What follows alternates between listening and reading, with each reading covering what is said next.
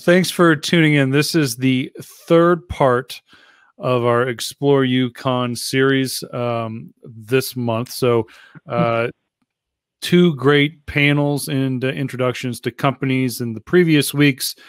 This week should be no different. We've got a very interesting lineup for everybody today. Before we get started, quick introduction from myself. I am Trevor Hall. I'm the host of the Mining Stock Daily podcast. You can find us on 12 different podcast networks throughout the internet. We publish pre-market news briefing typically every morning, Monday through Thursday, through the mineral exploration news. And we get that out about an hour before the market opens. And then throughout the day, we also conduct some corporate commentary, corporate updates, analyst news throughout the junior and mineral exploration sector. And it's been a wild ride, and really happy to provide that content to our listeners. You can find it on Spotify, iTunes, even Amazon Alexa, wherever you get your podcasts. I'm sure you can find Mining Stock Daily. One more quick shameless plug from myself, because I'm known to do that from time to time. We have shirts, Pet Rock t-shirts. You can find it on our Shopify account. They are $25 per shirt. The men's larges and extra larges are dwindling in inventory. Go figure. Plenty of small, mediums, women's cuts, and also children's sizes, if you are so interested in picking up a gift for your loved ones as we approach the fall and holiday season. Okay, that's enough for me.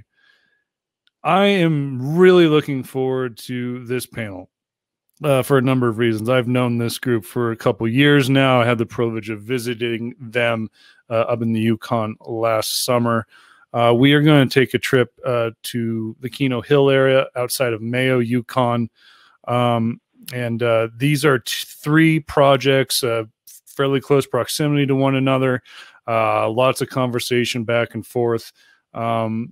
Not only do we have Victoria Gold on, which is the Yukon's newest operating mine, we also have ALEXCO Resources and their Keno Hill project, which looks to be the next great Yukon operating mine here shortly.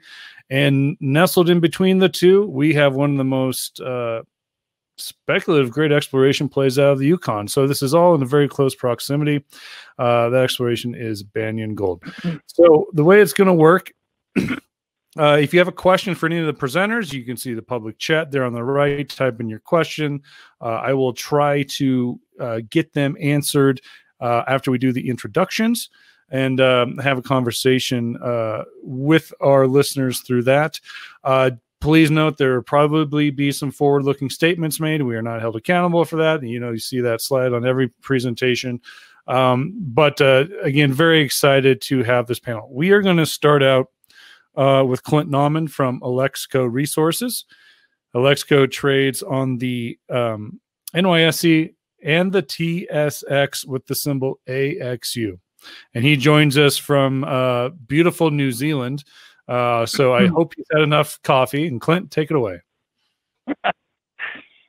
Yeah, thanks, Trevor, and thank you everybody for attending today. So this discussion today is primarily exploration oriented. So I'm going to sort of focus on that aspect of Keno Hill.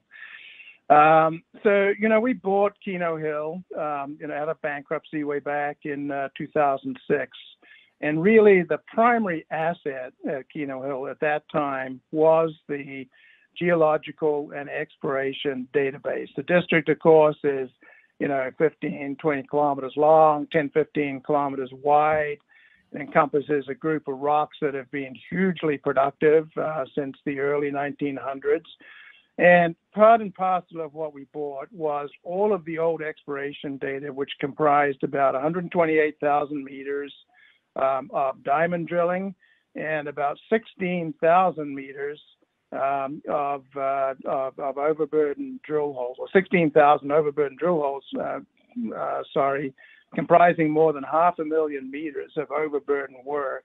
And it's through the combination of all that distillation and collation of all those materials that we have been able to sort of boil down, the exploration aspects and upside at Keno Hill, which of course has resulted in a couple of, or several, very significant discoveries. So since we've been there, we've drilled about 700 holes, coming up on 200,000 meters now. 400 of those have been underground holes, and we've made two major discoveries, the Flame and Moth deposit and the Birmingham deposit. And in the end of the day, in all categories, we have about 74 million ounces of silver indicated resource, including reserves, in the district, and the average grade of that hard rock resource is right in the 500, 600 gram type range. And then on top of that, we have another, 24 million odd ounces of, 24 or more million ounces of inferred material. So in all categories, and careful to say there's all categories here, more than 100 million ounces have been added to the inventory, at Keno Hill since we arrived in 2006. So the thing that I guess that the point that I'm going to try and make here is that as a result of that, all of that work of these two major discoveries we've more recently made, the most important one is the Birmingham deposit. Now, the Birmingham deposit was a blind discovery, just 2 or 3 years ago. It now comprises in the indicated category about 1.1 million tons of mineralized material with an average grade of 930 grams per ton silver, along with 3 to 4% lead and zinc. So hugely valuable rock. And from that, the reserve, the probable reserve, which is in our current mine plan and is currently being developed, is about 350 to 400,000 tons of that material, with an average diluted grade of 970 grams per ton silver. So this Birmingham deposit, in all categories, has more than 40 million ounces now. It is the largest discovery that we've made, and it's open, and it's especially open at depth. And so our 2020 exploration program is targeted to see whether or not this Birmingham deposit, which has about 40 million ounces in all categories, is actually a much larger deposit. And so we're drilling 4,200 meters at the present time, got a couple of drills working, and we're drilling about 200 meters below the existing resource and along a strike length of about 600 meters. So we have a fairly big window or box down there of untested material that we are currently drilling, and we would expect to complete that program in probably the next 6 weeks or so, 6 to 8 weeks. And whether or not we continue to drill there is up in the air. We're not limited to, we're not saying we're only going to drill 4,200 meters. That just happens to be the array of drilling that we're going to do in 2020. That's going to give us an indication as to whether this very high-grade Birmingham deposit is actually a much bigger deposit.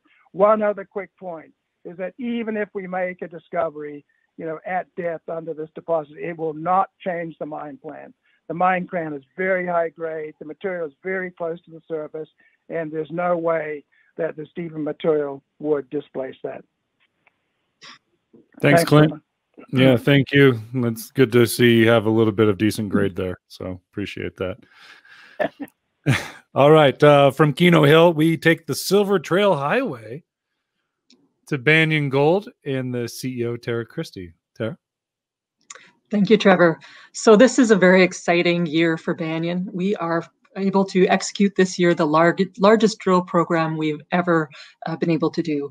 For us, it started in May when we put out that new resource of almost over 900,000 ounces between our airstrip and power line deposits. Powerline was a brand new exploration discovery in 2018, which, in the end of 2018 and in the course of, a short year, we've already put together a new resource on it of over 129,000 ounces at 0.61. So our project, we're right on that junction of the highway between where you go to ALEXCO and then you turn and go down the McQuestion Road, as you said, and out to Victoria Gold. We also envision that this is an open pit, potentially heap leach mineable deposit. To date, we've drilled over 5,000 meters or 25 holes between airstrip and powerline. We know airstrip's open to the east and the west and at depth. We know powerline is open in all directions. We've stepped out to try and see how far we can follow that mineralization in our latest holes. We put out our first set of exploration results on airstrip this week, 116 meters of 0.75, holes with grades up to 19.5 grams. So, our geological model for there is continuing to prove out, and we're going to continue over the course of this season stepping out. We plan to target around 10,000 meters in total drilling into the late fall. We're about to move over to our Oryx Hill target. And what's really exciting about the models that we developed for airstrip and powerline is we think they're more broadly applicable on the property, and they've really given us a treasure map for where to do exploration on the property. So we're excited this year. We're also starting to do all those other key activities like metallurgical drilling and work to understand recoveries. We're doing another LiDAR survey to cover the rest of our property. We'll be doing some IP surveys and soil sampling because our property really is very underexplored. Oryx and McQuest, the two properties on Ormac, are 92 square kilometers. We think that there's about 1% of it that's been explored to date in terms of drilling and real exploration. So we're going to be moving to our Oryx Hill target, which has known gold grades up to 8 grams. It's a 10-kilometer gold and arsenic anomaly, and we really think that this year's a game changer for Banyan. All right, thank you, Tara. And then moving from Banyan down the McQuestion Road is Victoria Gold and their CEO, John McConnell. John, take it away. Yeah, thanks, Trevor. Good afternoon, everyone. It really is nice to be pouring gold in this high gold price environment. But there's something about exploration that really gets all of us excited. I think you can hear that from Clint and Tara as well. So having a mine in production is great, and this is the first year we're self-funding. We don't have to go out and raise money to do exploration. But we've got a big program. We're focused on an area called Nugget. It's another large granodiorite intrusive, very similar characteristics to the Eagle granodiorite intrusive. And it's about 13 kilometers out to the east. May even be closer to ALEXCO than it is to Eagle. We've got 2 drills running now. A third one will start up this weekend. That isn't the way we planned it. We had thought this year would be 1 drill running for 2 or 3 months. But because of what we're seeing, we're adding drills so that we get a better idea of what's going on there. So our budget is roughly $5 million. That probably is going up as we speak because of adding more drills. We'll drill something like 15,000 meters. The other thing we like as an exploration tool is trenching. We do a lot of trenching because you can see the structural geology that way. And much of this part of the Yukon was never glaciated, so you can put in trenches and they're very valuable. So yeah, watch for lots of news flow coming out of the Nugget Raven area out to the east this year. Thanks, John. Victoria Gold trades on the TSX with the symbol VGCX. John, I know this is an exploration series, but you're obviously producing gold. That's the idea. That's why people go out and explore, is to try to become profitable and produce valuable products that the world wants and needs and demands. Can you comment a little bit on how the production is going, and how are the financials looking up this first full year? Yeah, we declared commercial production on July 1st. We're still tweaking the plant and getting things running properly, but I fully expect by the end of the year we'll be at full production, which I'll just remind people that's just over 200,000 ounces of gold per year at an all-in sustaining cost of less than 800 per ounce. And we're on target for that. So it's coming together very nicely. We ship gold every week. The guys are pouring 3 days a week. So the gold's coming out of the ground. Very good. And taking that same kind of idea over to Clint, Clint, you and I have chatted previously. The Lucerne curve is absolutely real. You announced that you will be going into most likely production within Q4, but as you are kind of building into that situation, the nice thing is you do have exploration work, so you can kind of mitigate the effects of what that curve really does. Can you kind of describe to us how you are balancing both the exploration and the construction, all the engineering of the mine? Oh, you got to unmute yourself, Clint. Sorry. Sorry about that. Right. So good question. Yeah, so we are, actively scaling up as we speak. We are hiring and securing workforce, professional and operators. We're at about 100 people right now. And we're moving forward with the capital development, both surface and underground, to put this, to put these mines into production. Our production profile, once we get going, is going to be a run rate will be 4 million ounces of silver per year, with a significant amount of lead and zinc also. And we will, be producing the first concentrate for sale, out of Keno Hill in the fourth quarter of this year. So just in a couple of 3 months.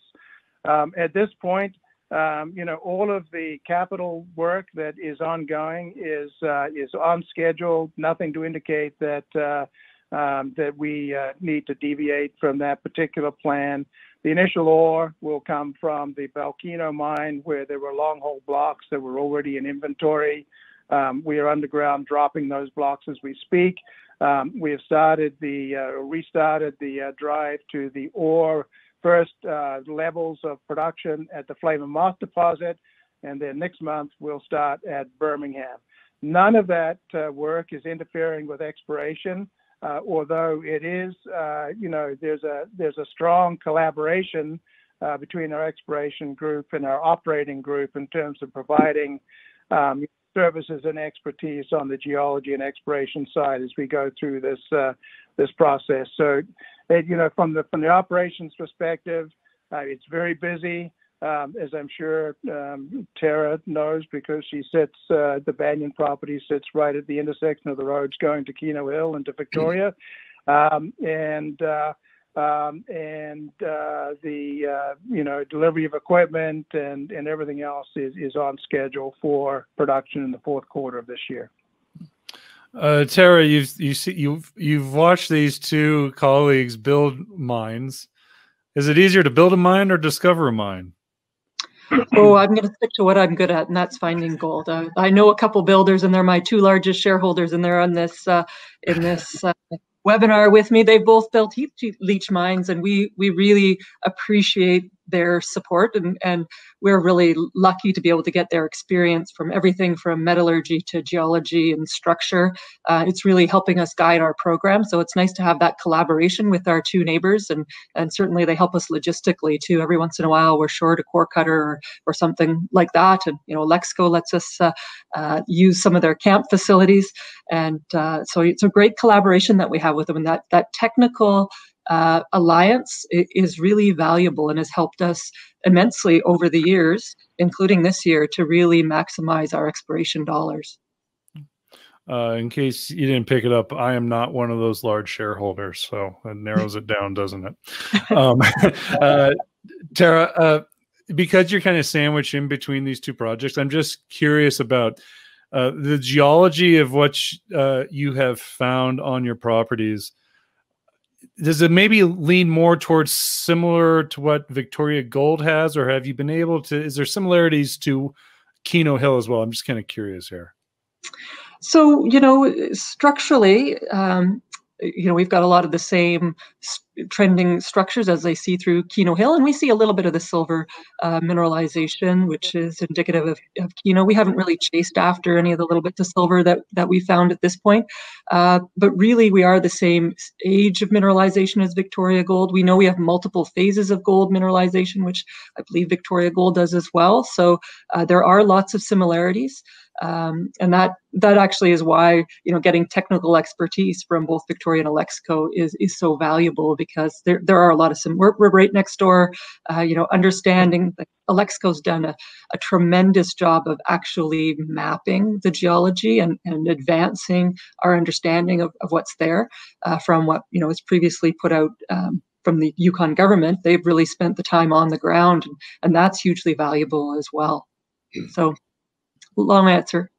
Yeah, no problem. And still sticking with you, can you run us back this latest drill result? And I wonder if it's a little bit more indicative of what we might be able to see more of as we get drill results out.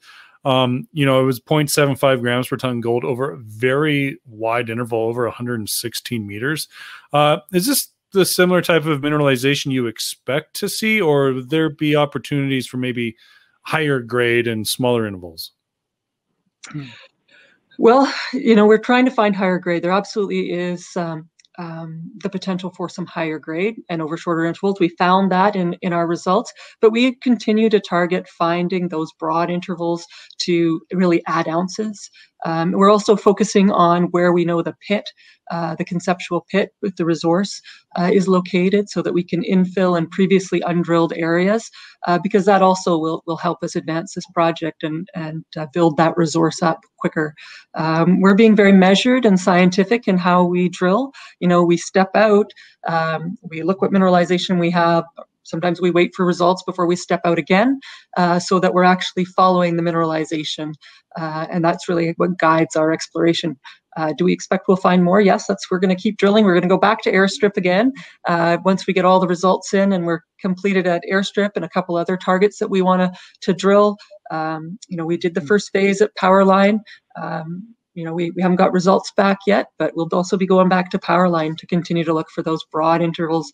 Powerline, as you know, was higher grade. It was 0.61 with, you know, that grade up to 48 grams over 0.4 meters. So we are excited about the higher potential at the Powerline zone. Airstrip, we seem to have those bigger, thicker packaged rocks. John, I mean, you obviously seen the drill returns that Banyan's been able to publish to the market.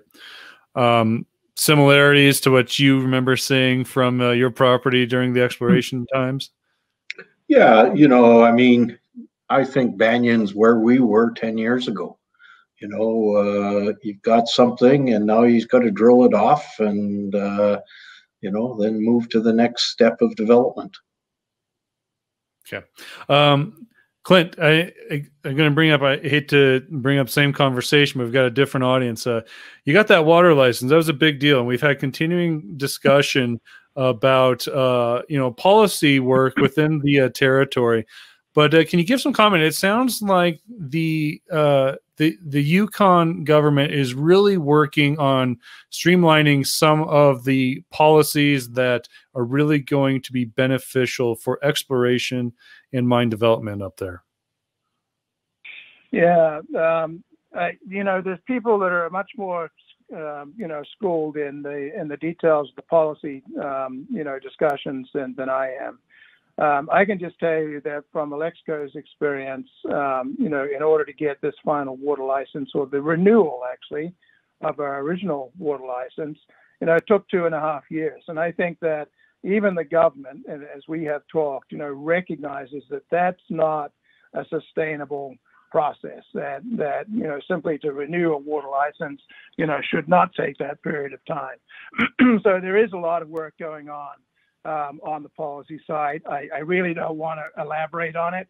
but there is a very keen interest in the government, in the various departments, to try and improve, upon the permitting process that's currently underway, that currently is in place in the Yukon, both on the environmental assessment side of the permitting process, as well as on the licensing and authorization side. I mean, it's a big beast here, and hopefully they'll make some significant progress. I mean, the conversations I've had and I've heard, it really sounds like the government is looking for opportunities to improve wherever it needs to be improved, and so that's always beneficial. I don't get a whole lot of conversation like that here in the United States very often. So kudos to the Yukon. John, I was wondering, I thought it might be interesting. You've obviously built a mine. You've explored, you discovered, and you built a mine. And you have two colleagues here who you've known really well for quite a while. But what kind of advice, given the experience you've had over the last 10 years, what kind of advice would you give not only Clint and Tara, but anybody else up in the Yukon when it comes to getting to that point where you need to decide if you're going into construction or not? Maybe it's about financing, maybe it's about permitting. You kind of take the reins with this and let us know what you learned. Probably my advice is become a used car salesman. Far less of a headache. It's really been a journey. We started down this road back in 2009, and so 11 years of development, probably close to $150 million. And I think that's where most juniors running into the wall is, getting the money to do the proper development. It's nice in the early days when you're drilling some holes, but then when it comes to doing metallurgical test work and infill drilling, it's pretty boring to the market. So your share price suffers and you hit a wall in terms of being able to finance. I think for us, we're in the north, and people look at a 0.7 gram deposit and everybody's concerned. What they forget is there's more to just grade. You got to look at, strip ratio. You got to look at recoveries in terms of metallurgy.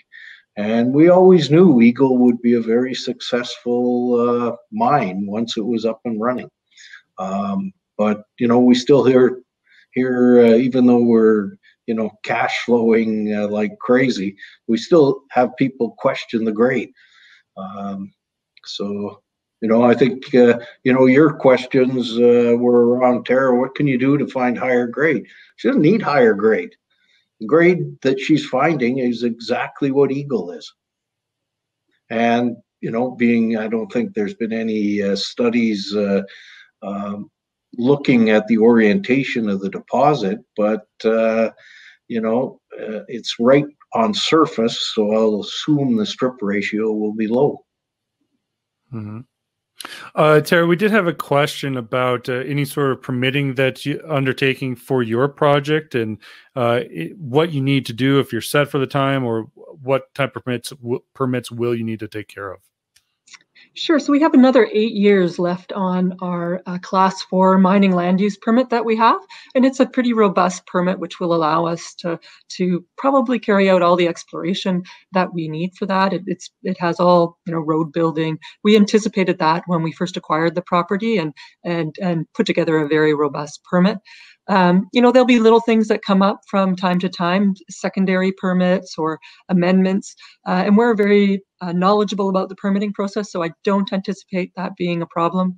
The other really important thing, and I have to give thanks to both Clint and John for the work that they've done in the community and the relationships they've built. We've worked hard to develop our own relationships, and of course, that's a really important part of permitting, is communication with communities and making sure that you are talking to them as you're doing that permitting. So that's something that we'll be doing, but we don't anticipate any major challenges in that regard. We We have to submit preseason reports when we change our program. We've done that, and we've paid our security for this year to increase our program. So we're really in a good position in that.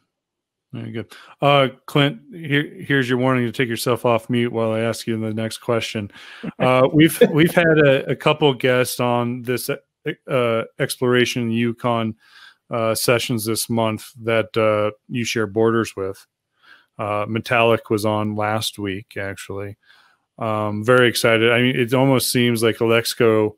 I mean, the Keno Hill jurisdiction's always been a hot place for silver exploration, right? But a lot of people have been following in your footsteps there at ALEXCO. Can you comment on the excitement of continued exploration in your back door? And what do you see potential to be for silver exploration and production within this small area of the Yukon you see in the future? Yeah, well, they're loaded questions, of course.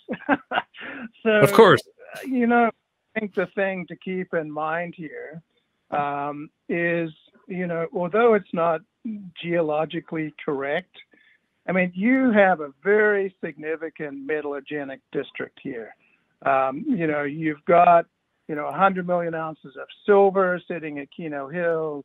You've got 2, 3, plus 4 million ounces or 2, 3 plus million ounces of gold sitting over in the Victoria right next door. You've got Banyan nestled in the middle there in rocks that are actually a little younger than the silver mineralization in which the silver mineralization occurs at Keno Hill. So there is an entire district here. And if there's one thing metallogenic district, there's one thing that really, that really resonates, with me is that metal budget. I mean, there are not too many places in the world where you can find this type of mineralization over tens of miles or, tens of kilometers, and have it in the, and have an inventory and a wealth that is present here. Now, in terms of the future for silver, nobody really knows where the silver's coming from. We certainly have no idea. We have some suspicions. We have some pathfinders, if you like, that would lead us to believe that the central area that is the emanating, focus for the fluids that form these deposits is within the Keno Hill package. We don't know exactly where that is. We do see indications of higher temperature fluids, silver-bearing fluids, the deeper we drill in some parts of the district.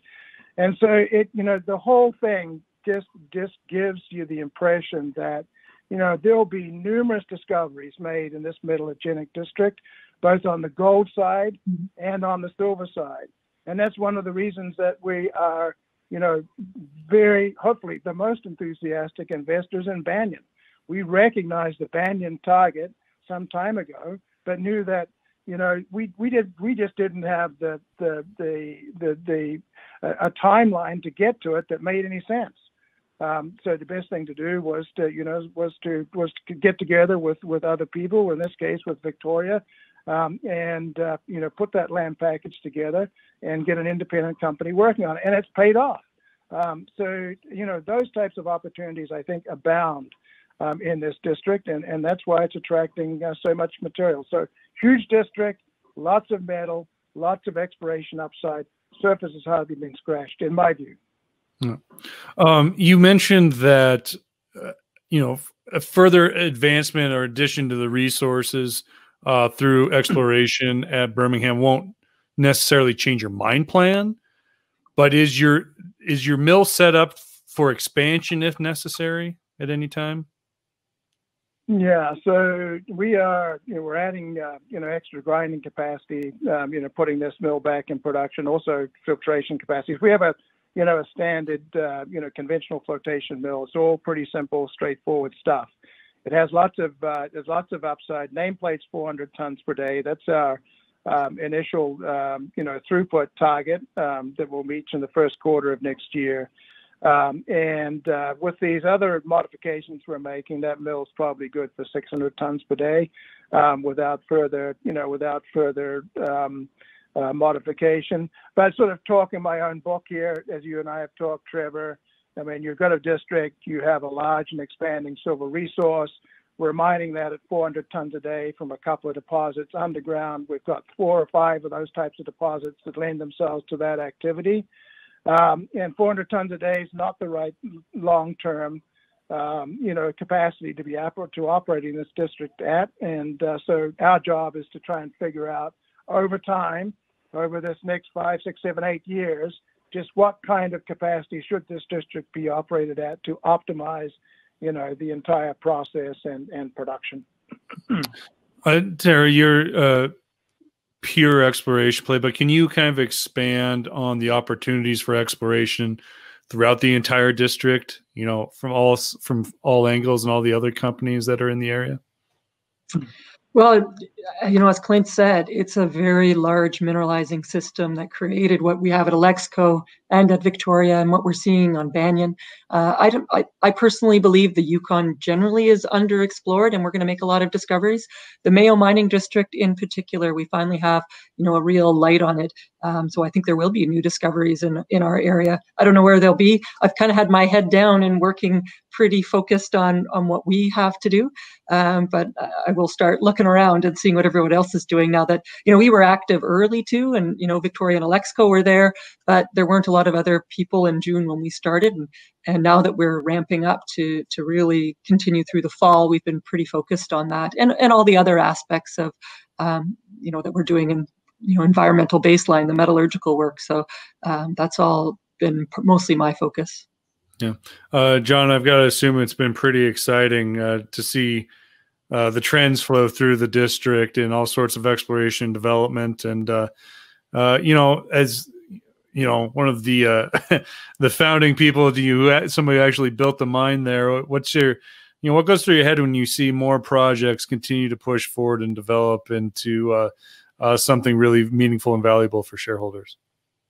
Yeah, I think, even I think Banyan's a good example, but there's others in the district, and having their exploring and apply their expertise to the district is great. And we're there and established, and I love to have other people spending money to find the next one. Okay. Here's a question for both Clint and John coming from one of our viewers. How does ALEXCO and Victoria view Banyan's progress this last year, and how has the bull market of 2020, I don't know if anybody realized we're in a precious metals bull market, but how has that affected the Mayo Mining District? Well, I'll go first. I mean, I think, Banyan's been a 10-bagger already, and I've made lots of new friends because I told people 6 months ago they should buy Banyan at 5 cents. But I don't think Banyan has changed the interest in the area. I think Victoria and ALEXCO have changed the interest in the area. Yeah, I would tend to agree with that. I mean, Banyan has been, a huge success, for Banyan shareholders and also for ALEXCO shareholders. We both Victoria and ALEXCO, have significant equity positions in Banyan for a very good reason. And that is that, we both recognize the opportunity there. So, I mean, I think that I do think that the Banyan discovery will actually attract more gold exploration into the area as people start to sort of unravel the geology and know specifically where to be looking for these types of gold deposits versus silver deposits. So I think it's all good. I mean, we are hugely happy.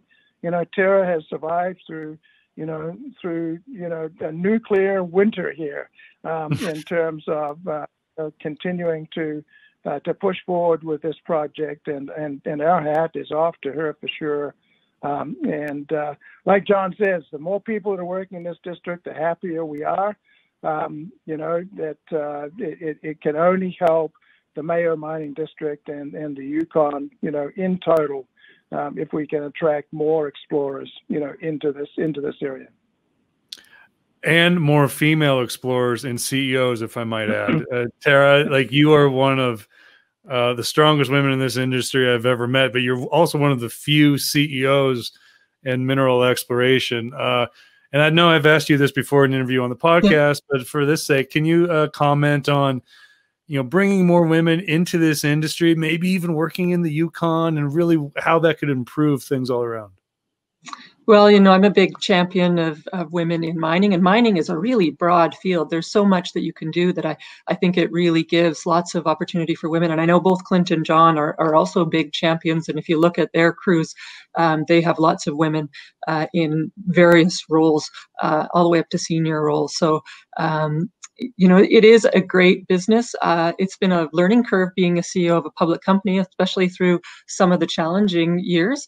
But you learn something new every day, and that makes you stronger, and helps you really advance your company or project. I think I'm well positioned now to know where to take Banyan, and that really has been because I've had great mentors, and that's a message that we need to get out, is that more people need to mentor our strong, smart, capable women to get them up to the senior roles, because it's not something that there's no course on how to take on a senior role or how to be a CEO.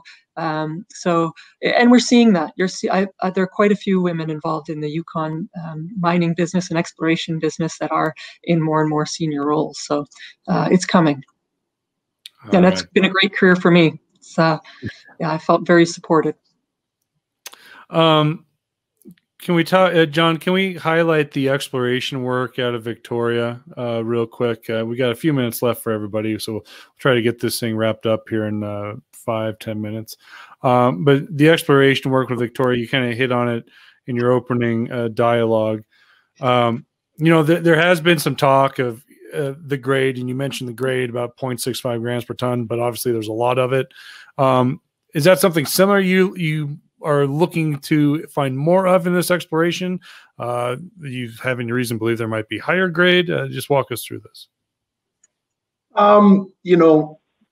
We've been really focused on Eagle for the last 10 years. It's only the last 2 years we've started to step out from Eagle and look at the regional potential. We did an airborne geophysics survey 3 years ago, followed that up with ground geophysics and ground geochem. And, I think we have 13 targets on the greater Dublin Gulch claim block now.